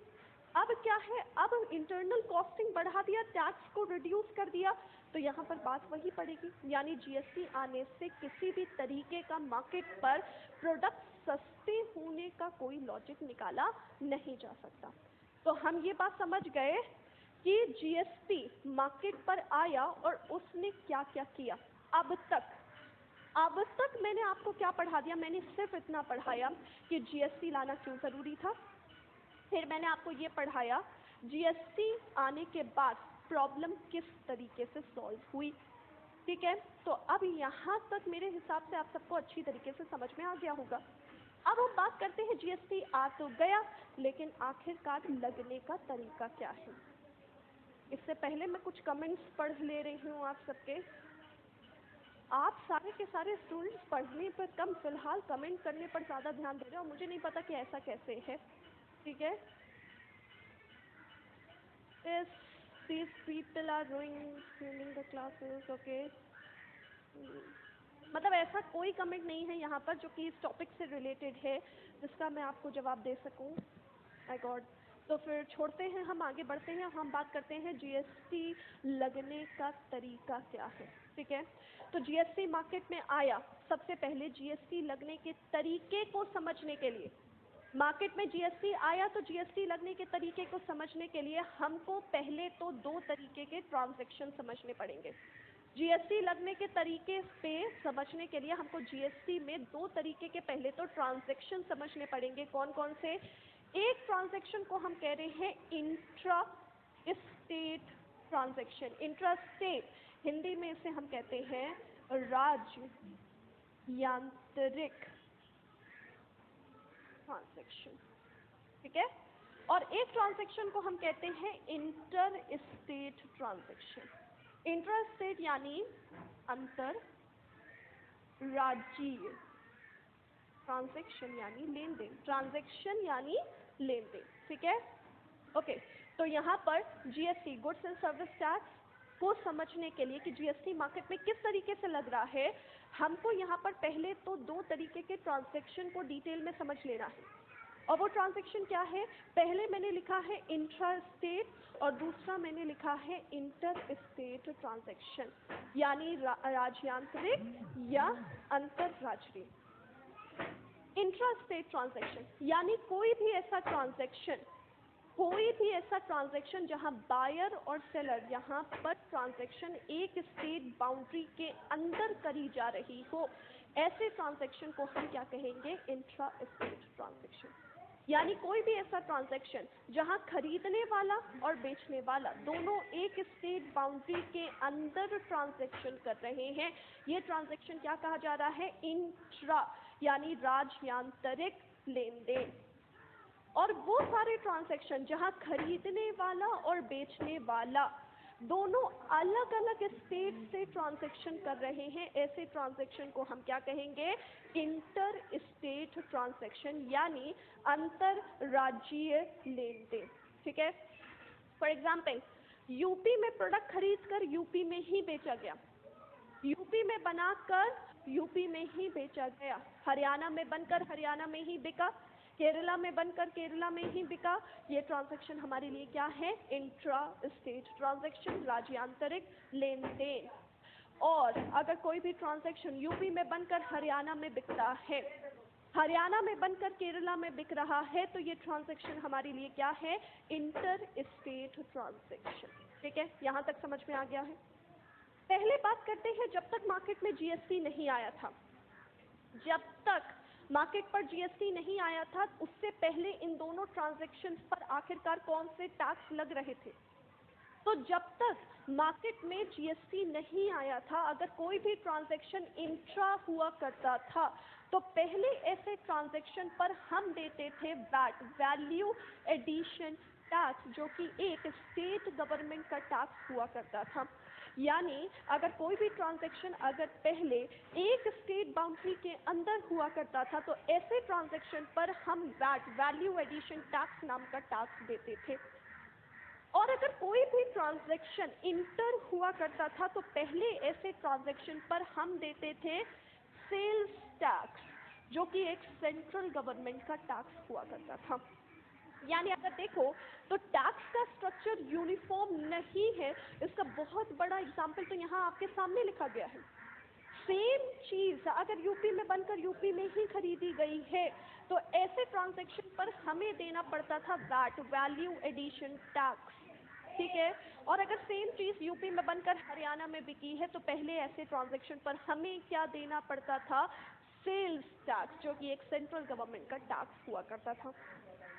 जब मार्केट में जीएसटी आया, जब मार्केट में गुड्स एंड सर्विस टैक्स आया, तो हमने वैट को भी जीएसटी के अंदर मर्ज कर दिया और हमने सेल्स टैक्स को भी जीएसटी के अंदर ही मर्ज कर दिया। यानी अगर अब हमारा कोई भी ट्रांजैक्शन इंट्रा है, अगर अब हमारा कोई भी ट्रांजैक्शन इंट्रा है, तो हमें सरकार को जीएसटी पे करना पड़ेगा। और अगर अब हमारा कोई भी ट्रांजैक्शन इंटर है, तब भी हमको सरकार को जीएसटी पे करना पड़ेगा। लेकिन किस तरीके से? तो सबसे पहले यहाँ बात करते हैं, अगर कोई भी ट्रांजैक्शन इंट्रा है तो सरकार को जीएसटी कैसा जाएगा? तो अगर कोई भी ट्रांजैक्शन इंट्रा है यानी राज्यांतरिक है, तो यहाँ पर जीएसटी लगना सबसे सिंपल है और सबसे आसान है। कैसे? मार्केट में जितने रेट से जीएसटी लगना है उस रेट को ही हम दो पार्ट्स में डिवाइड करके लगाएंगे। जितने रेट से जीएसटी लगना है उस रेट को ही हम दो पार्ट्स में डिवाइड करके लगाएंगे। क्या क्या? एक को हम कहेंगे सीजीएसटी यानी central goods and service tax, और एक को हम कहेंगे एसजीएसटी यानी state goods and service tax. एक को हम क्या कहेंगे? सीजीएसटी, और दूसरे को हम क्या कहेंगे? एसजीएसटी, केंद्रीय वस्तु और सेवा कर और राज्य वस्तु और सेवा कर, और दोनों के बीच में आधा आधा रेट से डिस्ट्रीब्यूशन करेंगे। ये आधा तो सीधा सेंट्रल के खाते में जाएगा, बचा हुआ आधा हम उस स्टेट को देंगे जिस स्टेट की बाउंड्री के अंदर ट्रांजैक्शन किया गया है। समझ में आया? फॉर एग्जाम्पल, यूपी में प्रोडक्ट बनकर यूपी में ही खरीदा जा रहा है और ऐसे ट्रांजैक्शन पर 5% जीएसटी है। ऐसे ट्रांजैक्शन पर कितना परसेंट जीएसटी है? 5। तो 5% जीएसटी को हमें क्या करना पड़ेगा? 2.5% सी के नाम से रखना पड़ेगा और 2.5% किसके नाम से? एस के नाम से। ये 2.5% तो सीधा सेंट्रल के खाते में जाएगा। बचा हुआ 2.5% हम यूपी की सरकार को दे देंगे। वाई? क्योंकि यूपी की बाउंड्री के अंदर ट्रांजैक्शन किया गया है। क्लियर है सबको अच्छी तरीके से? अगर उस प्रोडक्ट पर 12% जीएसटी लगना है तो 6% सी और 6% एस। ये 6% तो सीधा किसके खाते में जाएगा? सेंट्रल के खाते में। बचा हुआ 6% हम राज्य की सरकार को दे देंगे। क्लियर है सबको अच्छी तरीके से? आई होप तो यहाँ तक आपको बिल्कुल क्रिस्टल क्लियर हो चुका होगा, यानी सबको समझ में आ चुका होगा। मैं सबकी स्पीड लेकर चल रही हूँ, ना मैं बहुत फास्ट भागने की कोशिश कर रही हूँ, ना मैं बहुत स्लो पढ़ाने की कोशिश कर रही हूँ, ताकि आपको यहाँ पर समझने में आसानी हो सके। ठीक है? ओके, देन अब अगर हम बात करते हैं, शिफ्ट होते हैं इंटर स्टेट ट्रांजैक्शन पर। Inter state, for example UP में प्रोडक्ट बनकर हरियाणा में बिका। फॉर एग्जाम्पल यूपी में प्रोडक्ट बनकर कहाँ बिका? हरियाणा में बिका। अब यहाँ पर अगर आप मुझसे कहते हो कि मैम जीएसटी को दो पार्ट्स में डिवाइड कर दो, ठीक है, अगर मैंने डिवाइड कर दिया तो सी तो चला जाएगा सेंट्रल के खाते में, लेकिन एस में तो लड़ाई हो जाएगी ना कि एस जीएसटी हम किसे दें। और इसीलिए याद रखिएगा, इसीलिए यहाँ पर ये बात को ज़रूर याद रखिएगा कि इंटर स्टेट ट्रांजैक्शन यानी अंतरराज्यीय ट्रांजैक्शन पर जीएसटी दो नाम से डिवाइड नहीं होगा। जीएसटी को हम सिर्फ एक ही नाम से लगाएंगे और जिसे हम क्या कहेंगे? आईजीएसटी। आई यानी integrated goods and service tax. Integrated यानी मिला हुआ जीएसटी, मतलब C + S = I। यानी अगर यहाँ पर 2.5 है, यहाँ पर 2.5 है, तो यहाँ पर कितने परसेंट से लगेगा? 5%।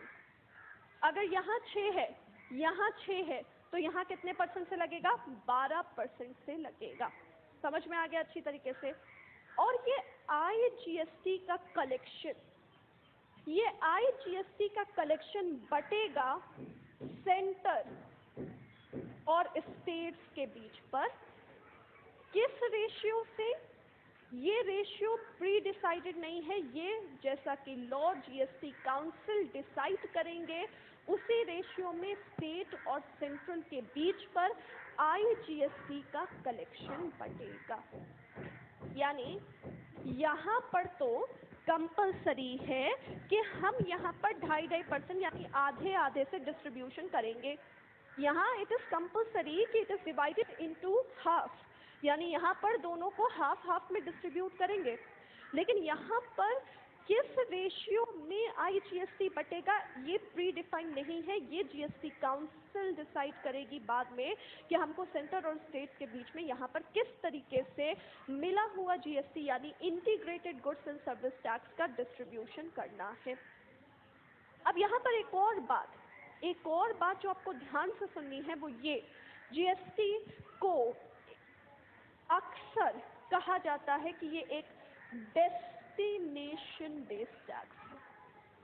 जो चीज़ आपको ध्यान से सुननी है वो ये है कि जीएसटी को अक्सर हम कहते हैं कि GST is a destination based tax, यानी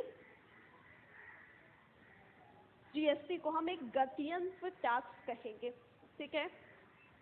डेस्टिनेशन बेस्ड टैक्स क्या है? डेस्टिनेशन बेस्ड जहाँ कहीं पर भी लिखा जाए, कभी भी अगर डेस्टिनेशन लिखा मिल रहा है, यानी वो प्रोडक्ट टैक्सेबल उस स्टेट पर होगा जहाँ पर वो प्रोडक्ट बिक रहा है। बेचने वाले स्टेट पे वो प्रोडक्ट टैक्सेबल होगा, यानी बनाने वाले स्टेट पे वो प्रोडक्ट टैक्सेबल नहीं होगा।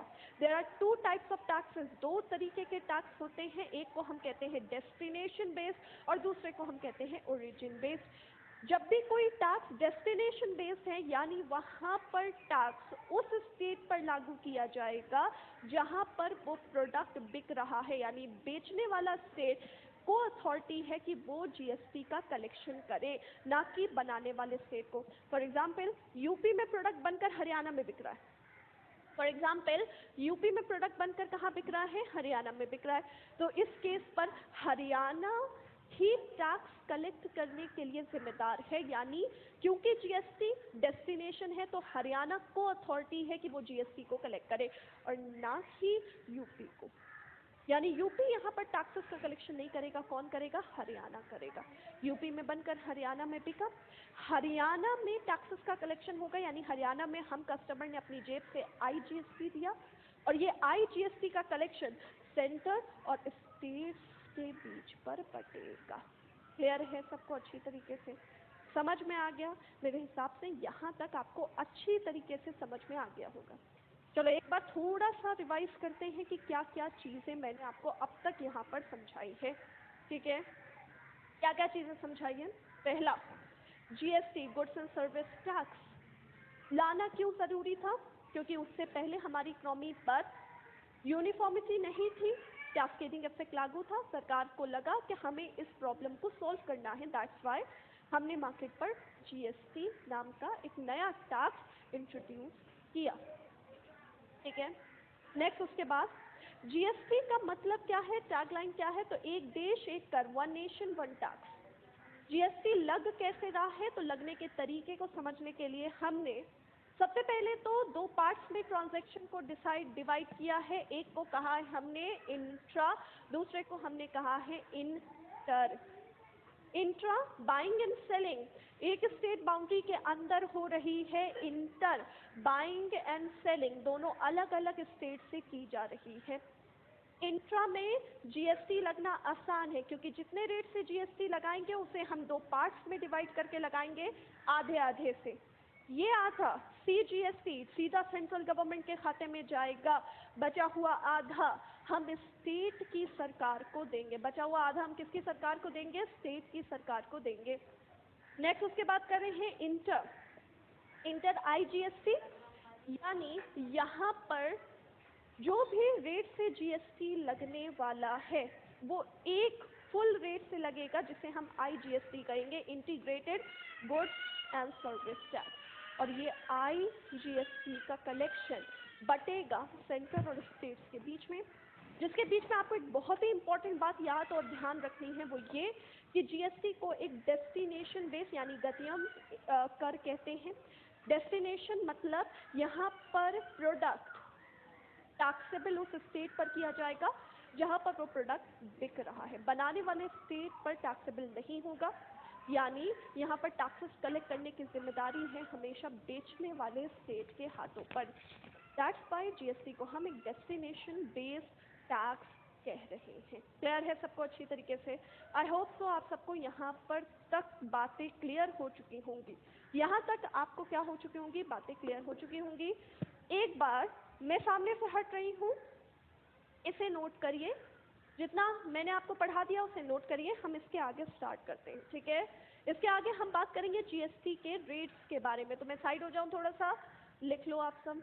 अरे आपस में लड़ना बंद कर दो भाई, सारे स्टूडेंट्स आपस में एक दूसरे से लड़े भिड़े जा रहे हैं, पता नहीं क्यों लड़े भिड़े जा रहे हैं, क्या मिल जाता है आप लोगों को इतना बातें करके? सब आपस में लड़ भिड़ कर एक दूसरे का कत्ल कर दो, नहीं? चलो लिखो यहाँ पर।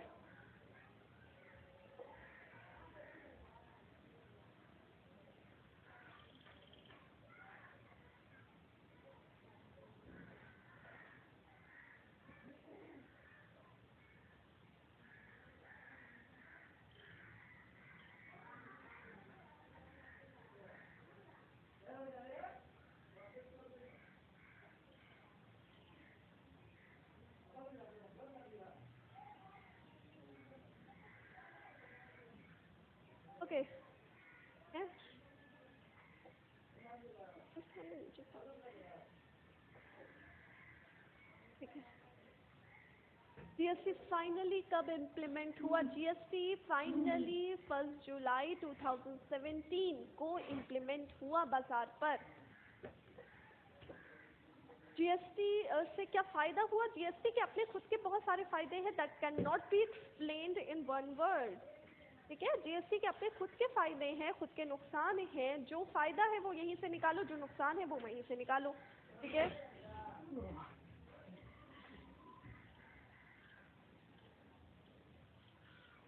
ओके। सबसे पहले फ्रांस में लगा था जीएसटी 1954 फ्रांस में सबसे पहले जीएसटी लागू हुआ।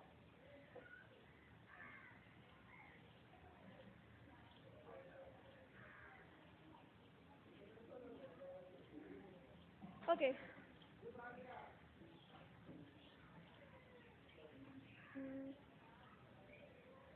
हिंदी ज़्यादा यूज़ कीजिए। दीपक प्लीज़ मैम हिंदी ज़्यादा यूज़ कीजिए।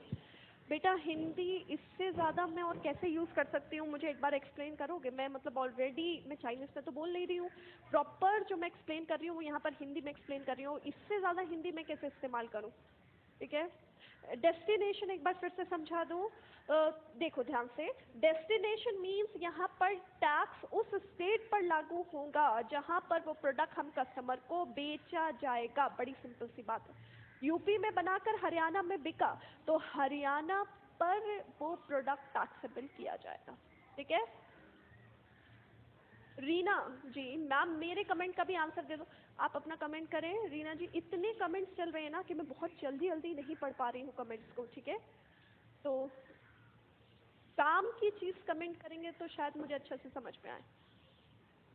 हाँ, जीएसटी रेट्स अभी हम डिस्कस कर रहे हैं। विकास और दीपक पता नहीं किसने आंसर पूछा था, हम डिस्कस कर रहे हैं अभी फ़िलहाल यहाँ तक कि कोई अगर क्वेश्चन है तो बताओ। ओके, अभी भी बच्चे गुड आफ्टरनून कर रहे हैं। भाई क्लास शुरू हुए 1 घंटा होने वाला है, अभी भी गुड आफ्टरनून कर रहे हो आप सब। Video quality is not clear. मैं तो अपने आप को बिल्कुल एचडी में देख पा रही हूँ, आप सब मुझे एचडी में नहीं देख पा रहे। कोई बात नहीं, सिर्फ सुनो, देखने में क्या रखा है, सुनो कान लगाकर कि मैं क्या बोल रही हूँ, देखने में कुछ नहीं रखा। अभी रवि जी मैंने डेस्टिनेशन फिर से बताया, अब एक बार आप वीडियो रिपीट करके दोबारा से देख लेना, आई गेस आपको समझ में आ जाएगा आसानी से।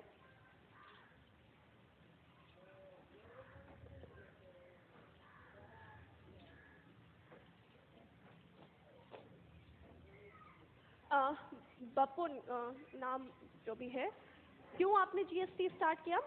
बिकॉज ये क्लास आज की पब्लिक थी। हम अपनी क्लास स्टार्ट करेंगे बिल्कुल बेसिक से, उसके लिए आपको बिल्कुल परेशान होने की ज़रूरत नहीं है। मैं जब भी आपकी नेक्स्ट क्लास लूँगी मैं आपको शुरुआत यहीं से करूँगी कि what is economics, basic introduction of economics, हम माइक्रो मैक्रो एक्सप्लेन करेंगे। उसके बाद हम बजट के चैप्टर में शिफ्ट होंगे और जो बजट में ये टॉपिक था जीएसटी का, बस मैं इस टॉपिक को स्किप कर दूँगी क्योंकि मैंने यहाँ पढ़ा दिया है, तो उसमें आपको कोई परेशानी की होने की ज़रूरत नहीं है कि मैम यहाँ बेसिक कैसे समझ में आएगा। दैट टू वो मुझे पता है, मैं आपको बिल्कुल अच्छे से समझाऊंगी जब ये क्लास पब्लिक नहीं होगी। ठीक है, आखिरकार कुछ तो आप लोगों को स्पेशल फ़ायदा मिलना चाहिए, है ना? पेड और फ्री में यही तो अंतर होता है। ओके, चलो तो यहाँ तक मेरे हिसाब से आप सबके क्वेश्चंस क्लियर है ना? इसके आगे बढ़ते हैं। ठीक है, इसके आगे बढ़ते हैं।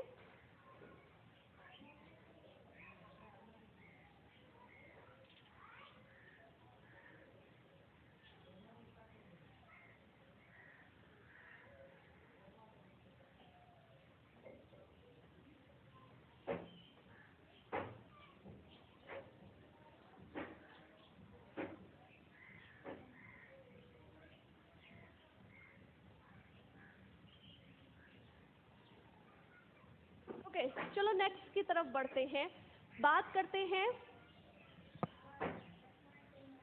ओके, चलो नेक्स्ट अगर हम बात करें कि रेट्स ऑफ जीएसटी,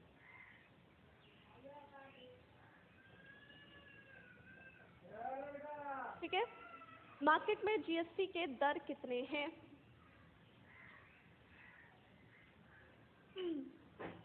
जीएसटी के रेट्स कितने हैं? तो चलो क्वेश्चन मैं पूछ रही हूँ, आंसर देना। How many tax rates are determine in GST? Question ये है, मार्केट में जीएसटी के कितने टैक्स के दर लागू किए गए हैं? How many tax rates are determine in GST? Market में जीएसटी के कितने टैक्स के दर लागू किए गए हैं? Answer please.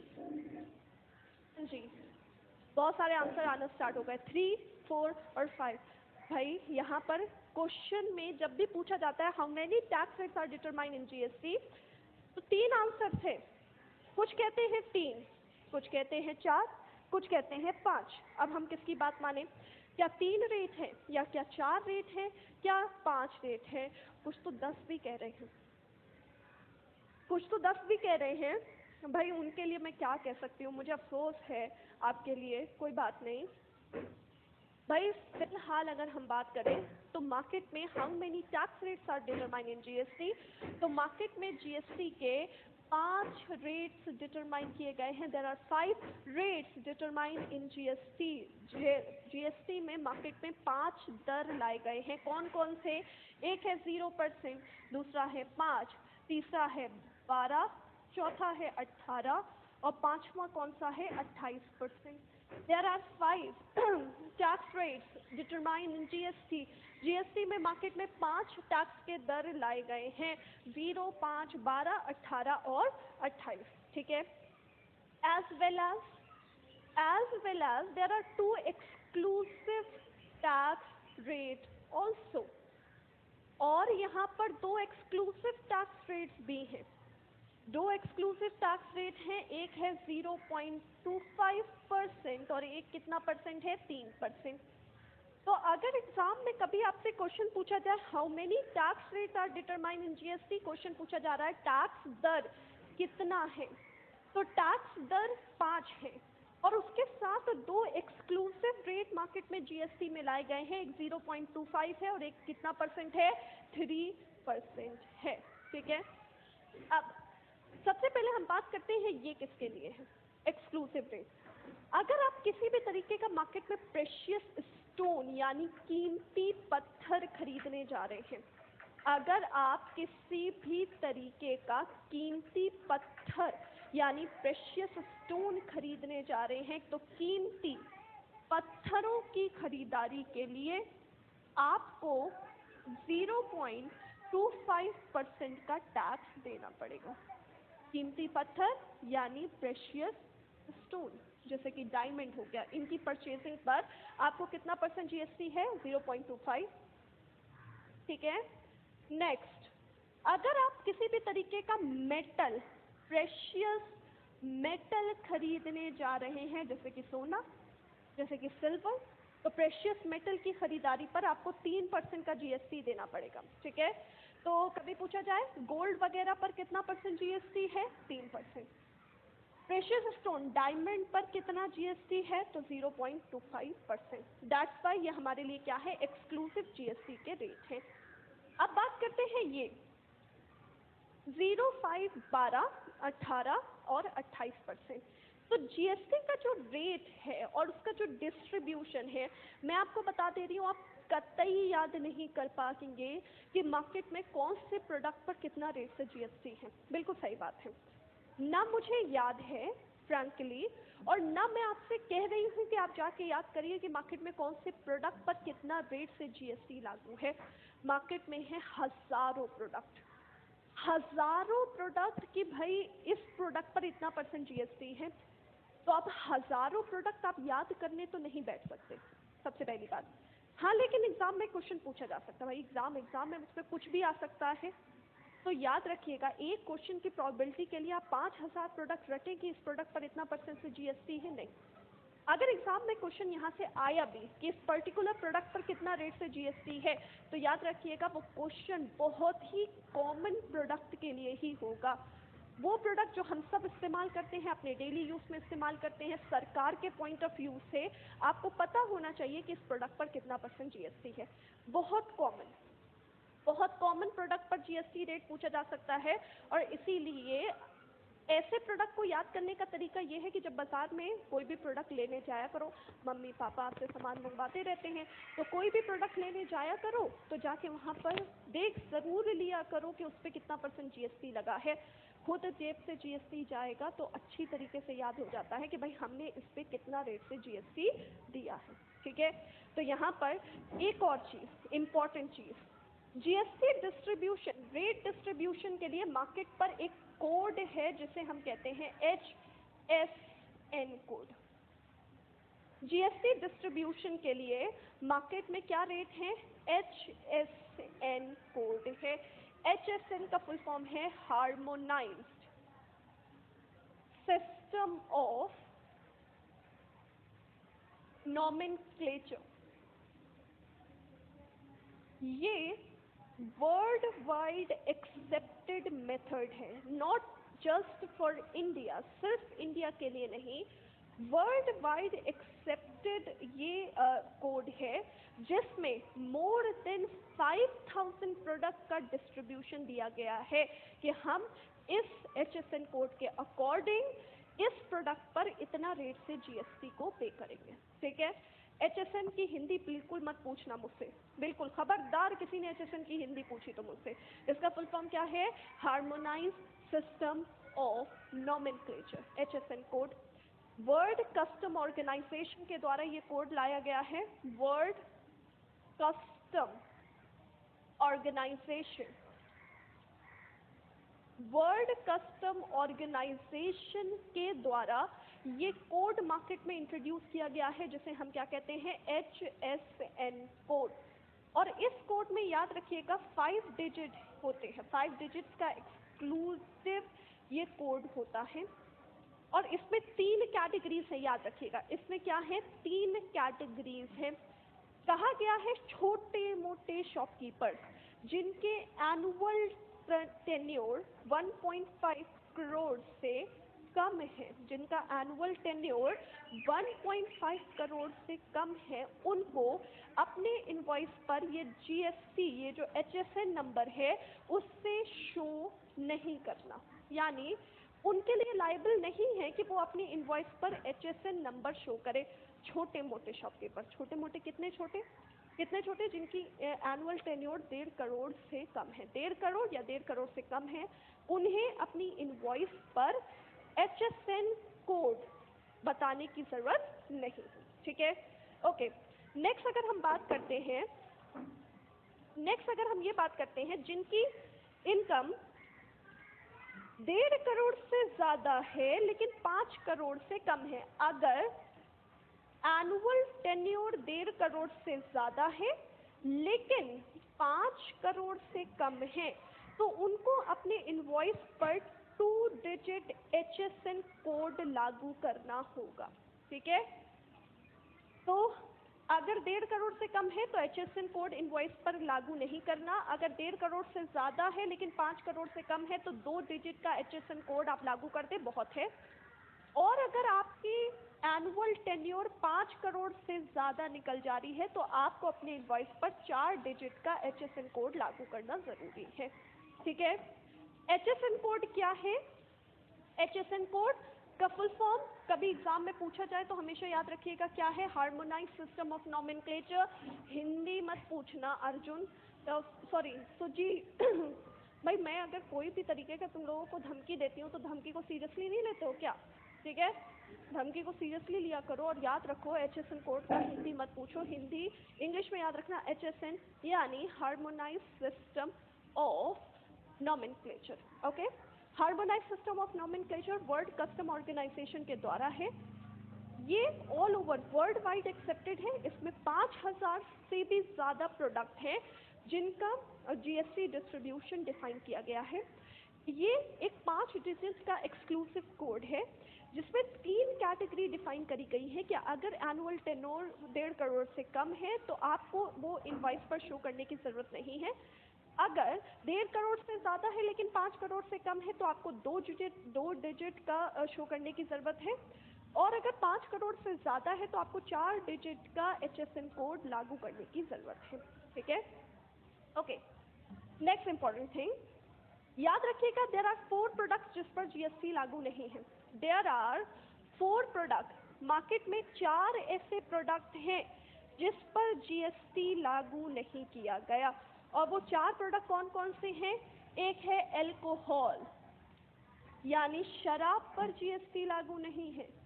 दूसरा है पेट्रोलियम, पेट्रोलियम प्रोडक्ट पर जीएसटी लागू नहीं है। तीसरा इलेक्ट्रिसिटी, इसमें भी जीएसटी लागू नहीं है। चौथा एस्टेट ड्यूटी, इस पर भी जीएसटी लागू नहीं है। There are 4 प्रोडक्ट जिस पर जीएसटी लागू नहीं है, याद रखिएगा। यानी 4 प्रोडक्ट क्या है? हाँ जी, स्वास्तिक दारू, यस, दारू पर जीएसटी नहीं है, अल्कोहल पर जीएसटी नहीं है, पेट्रोल पर जीएसटी नहीं है, इलेक्ट्रिसिटी पर जीएसटी नहीं है, और एस्टेट ड्यूटी, सॉरी एस्टेट, मैंने यहाँ पर नाम लिख दिया, रियल एस्टेट पर, यानी जमीन वगैरह, घर वगैरह, इस पर जीएसटी लागू नहीं है। ठीक है, समझ में आ गया? अब यहाँ पर आप सबके सब ये चीज देख के तो बड़े खुश हो जाते हो, नहीं? हम बहुत ज्यादा खुश हो गए कि भाई शराब पर जीएसटी नहीं है। मैम कह रही है शराब पर जीएसटी नहीं है, यानी सरकार भी मान चुकी है कि शराब इज अ बेसिक नेसेसिटी, मन लगा कर पियो, इसमें कोई परेशानी नहीं है। ऐसा नहीं, ये मत समझना। एल्कोहल पर जीएसटी नहीं है, इसका मतलब ये नहीं है कि सरकार आपसे कह रहा है कि ये आपकी बेसिक नेसेसिटी है, मन लगा कर पीते रहो, कोई परेशानी नहीं है, ऐसा नहीं है। ठीक है, तो यहाँ एल्कोहल पर जीएसटी क्यों नहीं है? क्योंकि एल्कोहल पर अभी भी स्टेट टैक्सेस लागू हो रहे हैं। स्टेट टैक्सेस लागू हो रहे हैं मतलब कि हमारी मार्केट पर, अगर हम अपनी मार्केट की बात करते हैं, तो एल्कोहल एक ऐसा प्रोडक्ट है जिसपे हमेशा से स्टेट टैक्सेस लगता हुआ चला आ रहा है, हमेशा से इस पर स्टेट टैक्सेस लगता हुआ चला आ रहा है। ठीक है, तो अब यहाँ पर जब मार्केट पर 1 जुलाई 2017 पे जीएसटी लाया जा रहा था और सारे प्रोडक्ट को जीएसटी के अंदर रखा जा रहा था, तो बेचारा स्टेट हो गया इमोशनल। वो इमोशनल होके बोला कि देखो तुम सारे प्रोडक्ट ले जाओ, लेकिन शराब को हाथ मत लगाना। यस, शराब पहले भी मेरा था, आज भी मेरा है, और आने वाले समय में भी मेरा रहेगा। क्या कहा जा रहा है?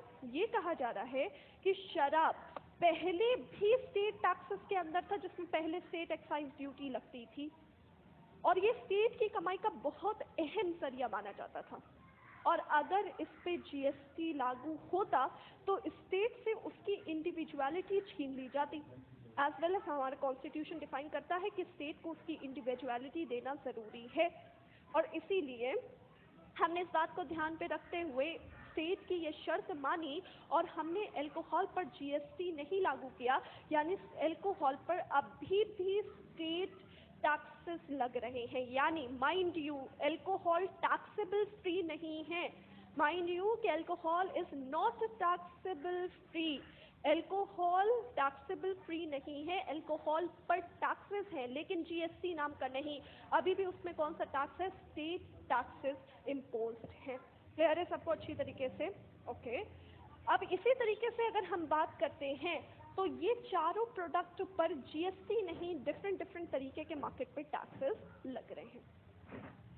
जीएसटी की कुछ अगर हिस्ट्री की बात करें, सबसे पहली चीज, हमारे इंडिया पे जीएसटी कंप्लीटली लागू हुआ 1 जुलाई 2017। दैट्स वाई 1 जुलाई को जीएसटी डे सेलिब्रेट किया जाता है। कुछ इंपॉर्टेंट पॉइंट्स जीएसटी से रिगार्डिंग जो आपको मैं बता दूं, हमारी इकोनॉमी पर 1 जुलाई 2017 मार्केट पर जीएसटी लागू हुआ।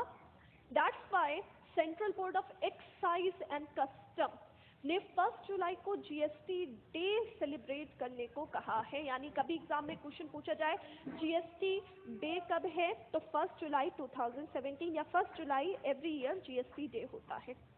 नेक्स्ट इंपॉर्टेंट थिंग, हमारे इंडिया में सबसे पहले जीएसटी का बिल इंट्रोड्यूस किया गया था सन 2000 में।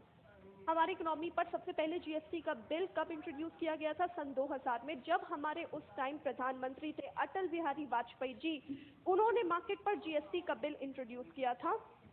उन्होंने मार्केट में जीएसटी का बिल इंट्रोड्यूस किया था उस टाइम हमारी मार्केट पर, जिसको क्लियर होने में लगभग 16 से 17 साल लग गए।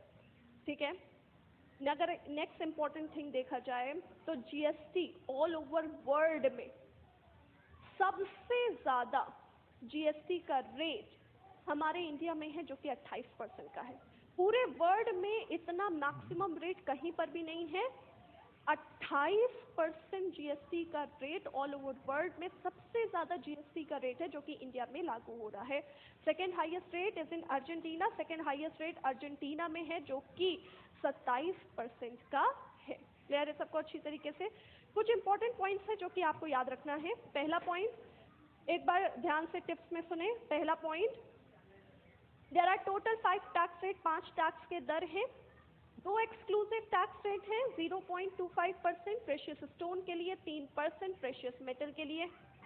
तीसरा इंपॉर्टेंट पॉइंट, 4 प्रोडक्ट जीएसटी से एग्जेम्प्टेड माने जाते हैं। एक है शराब, अल्कोहल, पेट्रोलियम, इलेक्ट्रिसिटी और real estate. They are 4 product which are exempted from GST, यानी वो जीएसटी से बाहर रखे गए हैं। इसका मतलब ये नहीं है कि ये प्रोडक्ट टैक्सेबल नहीं है, ऐसा नहीं कहा गया। ये प्रोडक्ट टैक्सेबल हैं बट जीएसटी के अंदर नहीं है। ठीक है?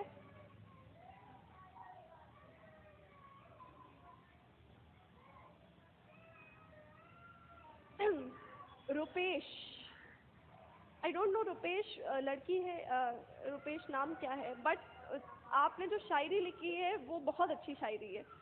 Thank you so much. ठीक है, बहुत ही अच्छी शायरी है, थैंक यू सो मच।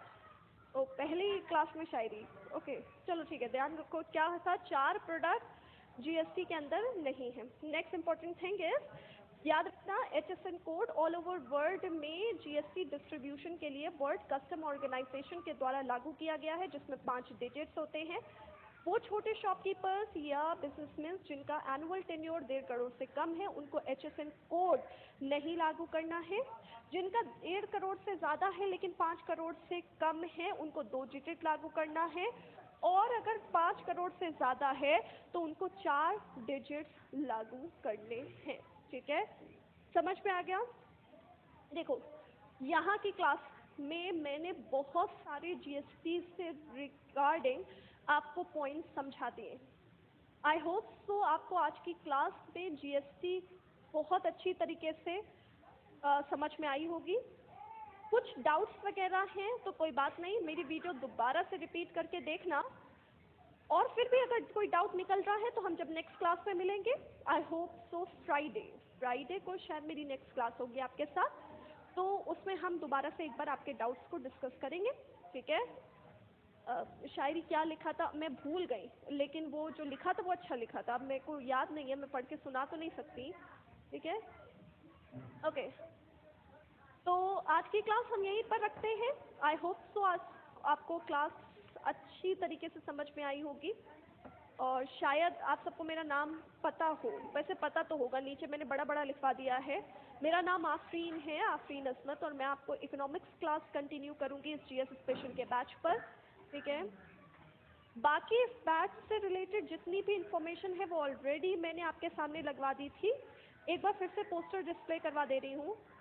एक बार फिर से आपके सामने मैं ये पेड बैच का पोस्टर डिस्प्ले करवा दे रही हूँ। एक बार फिर से ये पोस्टर को देख लो आप सब। तो ये आपके सामने मैंने फिर से पोस्टर डिस्प्ले करवा दिया है। 23 जुलाई से बैच स्टार्ट है, रजिस्ट्रेशन 21 जुलाई से चालू हो चुका है। इकोनॉमिक्स में आपको पढ़ाऊंगी, नाम बड़ा बड़ा लिखा है, आफरीन मैम। ज्योग्राफी आपको विवेक सर पढ़ाएंगे। फिजिक्स आपको नितिन सर पढ़ाएंगे। हिस्ट्री एंड पॉलिटी आपको अभिषेक सर पढ़ाने वाले हैं। केमिस्ट्री आपको अरुण सर पढ़ाने वाले हैं। एंड बायो आपको अमित सर पढ़ाने वाले हैं। इस कोर्स की फीस अभी 1199 है, लेकिन ये कोर्स की फीस बढ़ जाएगी। कुछ समय पहले ये 999 थी, अभी 1199 है। तो अगर आपको ये कोर्स लेना है तो जल्दी करें। नेक्स्ट इंपॉर्टेंट थिंग इज, ये कोर्स आपको ऐप पे मिलेगा, तो प्लीज़ डाउनलोड द करियरविल ऐप। आप करियरविल ऐप पर डाउनलोड करें, वहाँ पर आपको लाइव सेक्शन पर जीएस स्पेशल का बैच मिलेगा, जिसमें आप अगर ओपन करोगे तो आपको बाय नाउ का ऑप्शन मिलेगा। ठीक है, ओके। तो आज की क्लास हम यही रखते हैं।